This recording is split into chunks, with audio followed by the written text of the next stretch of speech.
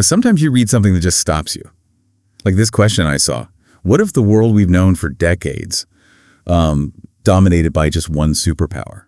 What if that's already gone? Yeah, that's a powerful thought to start with. It hits home. It really does.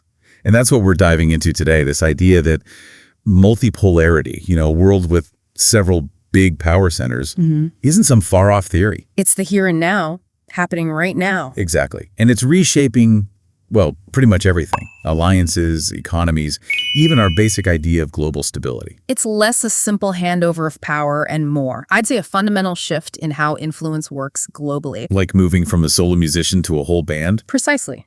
More players, different dynamics, different sounds. It's a whole new composition. Okay, let's unpack that.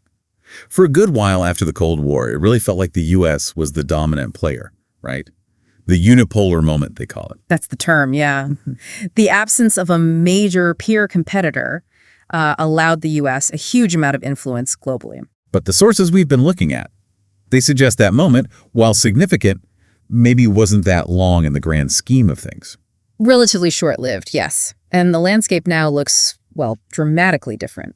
And the proof for this new multipolar world seems pretty strong. China's economic rise has to be top of the list. Oh, absolutely. China's transformation into an economic giant has just fundamentally changed global trade, finance. Giving it real clout. Huge clout. And that economic weight, it naturally translates into political influence, doesn't it? Makes sense.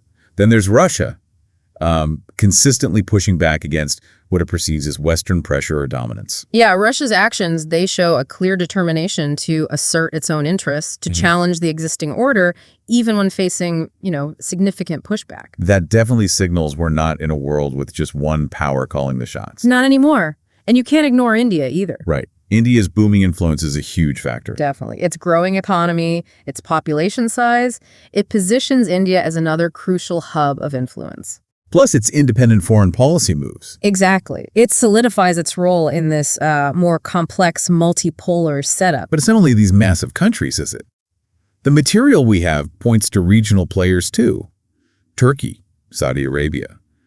They seem to be setting their own course more now. That's a really key development. The growing agency of these sort of middle powers, they're not just picking sides between the big players. They're playing their own game. They are, pursuing their own strategic goals, carving out their own influence zones. It adds another layer of complexity. The source we read called it a tectonic realignment. That sounds significant, more than just a little adjustment.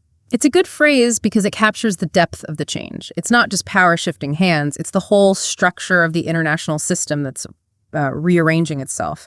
Power spread across multiple centers. Okay, so if this is where we are, what are the ripple effects?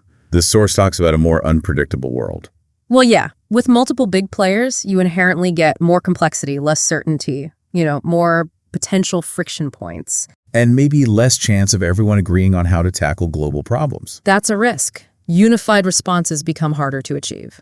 But it also mentions maybe having more voices at the table isn't entirely bad. Potentially, yes. A broader range of perspectives could lead to more balanced solutions, maybe more inclusive ones, but that depends on whether they can actually find common ground. Exactly. Cooperation isn't guaranteed. Which leads to the downside mentioned: increased friction, more competition, even the possibility of more conflict. That's pretty sobering. It is. Competition for influence, for resources. Yeah. It could definitely raise tensions. The risk of conflict, direct or maybe proxy conflicts, it likely increases when there isn't one dominant power keeping a lid on things. Stability gets shaky. It can, yeah. And the source also highlights the tough spot smaller nations find themselves in. Right, caught in the middle. Potentially squeezed, facing pressure to align with one side or another. It could limit their options, their independence. And the specific dangers mentioned were things like economic decoupling, countries pulling apart economically. Yes, and military brinkmanship. Those are real, tangible risks. Trying to untangle economies could fragment the whole global system. And more military posturing in this kind of environment. Well, that raises the stakes for everyone. Significantly. So, pulling it all together, the main message from the material seems crystal clear. The age of multipolarity isn't coming. It's already here. That's the core takeaway, isn't it? The era of a single superpower setting the agenda That's behind us. We're operating now in a world with multiple power centers, all pursuing their own interests. Which leaves us, and you listening, with those big questions from the source, doesn't it?